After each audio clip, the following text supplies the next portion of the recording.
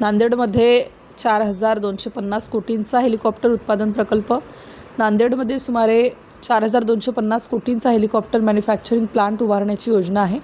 या प्रकल्पामुळे सुमारे 2,000 रोजगार निर्माण होण्याची शक्यता आहे आणि मराठवाडा भागातील उद्योग विकासाला चालना मिळेल. नांदेड लातूर नवीन रेल्वे मार्गाची मागणी.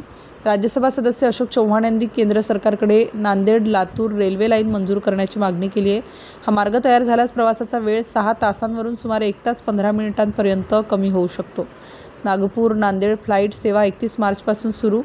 उडान योजनेअंतर्गत नागपूर नांदेड विमान सेवा सुरू होत आहे. हे विमान दररोज शुक्रवारी सोडून चालेल आणि प्रवाशांना तसेच हुजूर साहिब गुरुद्वाराला येणाऱ्या भाविकांना मोठा फायदा होणार आहे.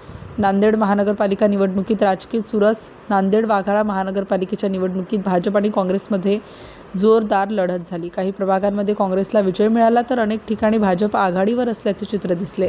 सिटी इंडिया न्यूजसाठी ओमकार पोतलवाड, नांदेडकर.